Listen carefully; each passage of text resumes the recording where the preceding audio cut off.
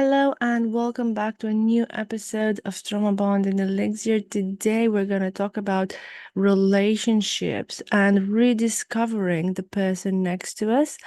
Welcome back. My name is Lucia Costin. I'm a rapid transformational therapist. And I have to admit that this podcast was inspired by the lyrics of Escape, or the Pina Colada song, if you know it, by Rupert Holmes. And most of you folks hear it and just give it a chuckle or a giggle, as I am doing now, because it's a very, very interesting song about a guy who gets bored and answers a personal ad to go and meet somebody new. And the unexpected happens because he discovered that the new person he was meeting was actually his old lady.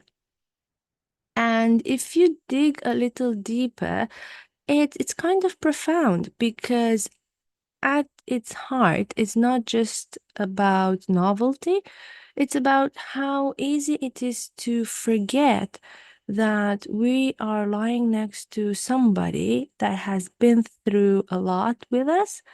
And maybe at times we feel that there's not much wonder, not much going on. It's all the same, it's mundane, nothing new to discover. And you see relationships, real relationships, grow up. And it's not about love anymore after a while. They don't always feel like fireworks, at least not after some years. Um, and there comes a point where I love you isn't whispered in, candlelights over a romantic dinner or, mumbled when we're brushing our teeth or yawn in the morning. We stop asking deep questions after a while and we start assuming we know all the answers. And that's where the magic fades. Or if we're lucky, that's where the magic kind of happens and things starts to change. And in a relationship, the first I love you, I think, is the one that we're all waiting for. And it's all romantic and it kind of gives us the goosebumps and we're flying up in the air and everything is wonderful. And, we journal about it. But thousands, hundreds of I love yous later, it kind of feels like, okay, who won the argument, when you're both exhausted? After the kids and the bills and grief and growth and a million of tiny moments where you're uncertain and when you're angry, moments that nobody else sees, that's the reality of relationships, That's the I know who you are and I'm still choosing you kind of love. The first I love you is based on that euphoria of the beginning when you're discovering things and you're super excited. But the second I love you, the third I love you, the 1,000 I love you, that's the real one. That's the I love you where you're looking back at all the bad moments, all the happy moments.